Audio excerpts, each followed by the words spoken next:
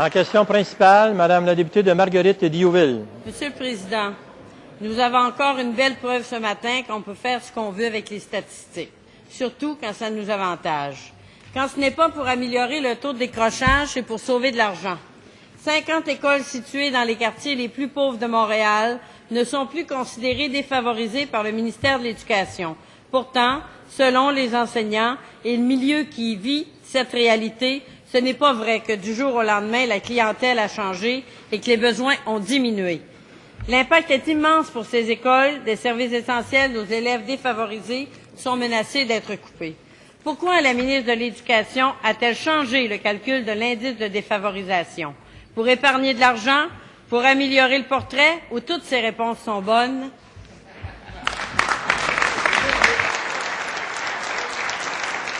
Madame la ministre de l'Éducation, du loisir et du sport. Si vous me permettez, Monsieur le Président, à la le premier énoncé dans la question de la députée faisait référence aux statistiques sur le décrochage. Je veux rapidement indiquer que j'ai pu expliquer la situation à la députée de Vachon, au député de Marie-Victorin, parce que leur propre commission scolaire se plaignait de la non-reconnaissance des étudiants qui raccrochaient entre le mois de janvier et le mois de juin. Ce sont des vrais raccrocheurs et pour ces vrais raccrocheurs, on a besoin de bonnes statistiques. Je voulais prendre le temps d'expliquer cet élément à la députée. Maintenant, sur l'indice de défavorisation, la réponse est importante de bien l'entendre. On n'est pas nous, de notre côté, nous ne sommes pas dans une époque de coupure dans le milieu de l'éducation. Ça, c'est le triste héritage du Parti québécois. Les sommes sont toujours là, Monsieur le Président. Les sommes n'ont pas été coupées, donc les budgets sont toujours intacts et même indexés pour l'année 2010-2011. Maintenant, le dernier recensement de 2006 nous permet d'avoir une nouvelle lecture de la situation des commissions scolaires et des écoles sur l'île de Montréal. Et bien sûr, à ce moment-là, la décision est prise de mieux refléter ce que les statistiques du dernier recensement nous donnent comme situation pour les écoles défavorisées de Montréal. Madame la députée de Marguerite-Diouville, en première complémentaire. Quand on a la responsabilité, Monsieur le Président, de bien servir nos écoles, on doit considérer le milieu dans lequel cette école vit. Actuellement, 50 écoles sont dans des milieux où la pauvreté est présente. Et quand on enlève cet indice pour calculer et déterminer les services, on diminue les services aux écoles. Alors, est-ce que la ministre peut s'engager à revoir la méthode de calcul et garantir à ces écoles qui ont des besoins imminents, témoignages des enseignants et de la population, pour les élèves qu'ils doivent servir? Madame la ministre de l'Éducation, du loisir et du sport. Bien, la situation des écoles publiques, notamment à Montréal, la situation de l'éducation, c'est tellement important à nos yeux, Monsieur le Président, que nous, on a choisi de ne pas couper les budgets et même de les augmenter. Je vais vous rappeler que pour les écoles défavorisées sur l'île de Montréal, notamment, c'est en 2007-2008 que notre gouvernement, on a pratiquement doublé les sommes, passant d'une enveloppe de 12 millions dans le programme Agir autrement, avec l'addition d'une nouvelle somme de 12 millions, donnant un total aujourd'hui de 24,8 millions de dollars. Cet argent-là, elle est toujours là. Aucune coupure. Ce sont les écoles de l'île de Montréal qui vont avoir droit à cet argent. Maintenant, cet argent est distribué selon le reflet des statistiques données par le recensement 2006.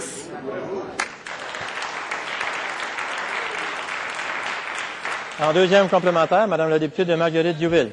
Alors, s'il n'y a pas de coupure, s'il n'y a pas de baisse de financement, comment expliquer que la Commission scolaire de Montréal est obligée de pallier actuellement au manque à gagner dû à des modalités de calcul qui sont différentes? Alors, je voudrais avoir une réponse claire de la ministre. Est-ce qu'elle va changer les règles pour bien servir ces écoles en milieu défavorisé qui génèrent du décrochage, qui génèrent des enfants en difficulté, des enfants dans le besoin?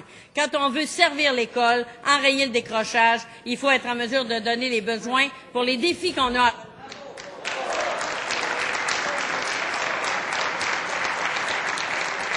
Madame la ministre de l'Éducation, du loisir et du sport. Monsieur le Président, je pense honnêtement que la réponse ne pouvait pas être plus claire. On aura beau répéter ici que nous sommes dans une situation de coupure. Je veux réaffirmer ici que c'est contraire à la vérité.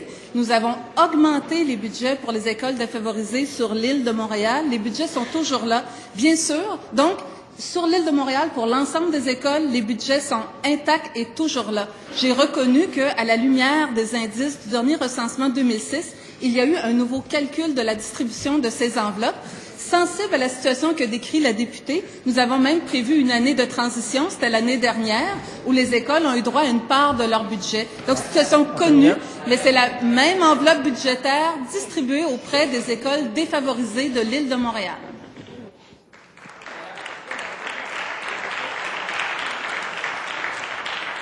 La question principale, Madame la députée de Marguerite Diouville. Merci. À partir du moment où la ministre affirme que le recalcul a eu un impact et qu'on a redistribué les choses, elle affirme en même temps que pour certaines écoles de milieux défavorisés, une cinquantaine à Montréal, il y a un manque à gagner actuellement dans les budgets. Et c'est ce avec quoi sont appelés à travailler les enseignants et l'équipe de l'école pour servir des enfants qui ont des besoins. Alors, on ne répond pas. La commission scolaire ajoute un petit budget.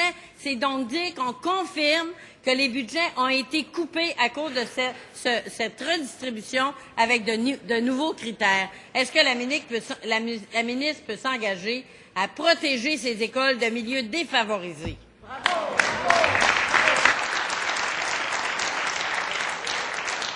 Madame la ministre de l'Éducation, du loisir et du sport. Monsieur le Président, ce que j'entends de la part de la députée me laisse perplexe, puisque je suis devant une membre d'une formation politique qui a décidé de voter contre un budget qui augmentait les investissements en éducation. Fait qu'il faut rester cohérent.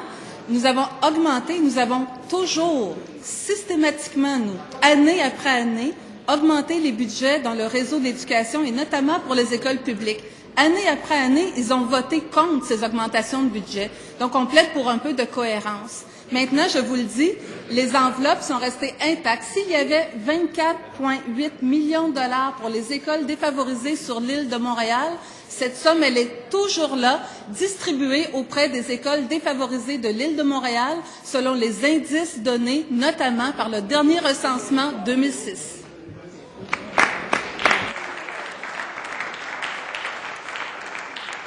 En complémentaire, Madame la députée de Marguerite Diouville. Merci, Monsieur le Président. À partir du moment où la ministre nous répond que les argents sont les mêmes, il y a un problème de distribution de cet argent pour tenir compte de la réalité des milieux défavorisés. Et quand on change les indicateurs, il y a des conséquences sur les budgets alloués à des écoles qui ont des besoins spécifiques à cause de la nature du milieu et de la clientèle qu'ils doivent servir. Alors, on a des responsabilités. Comment la ministre entend-elle y répondre?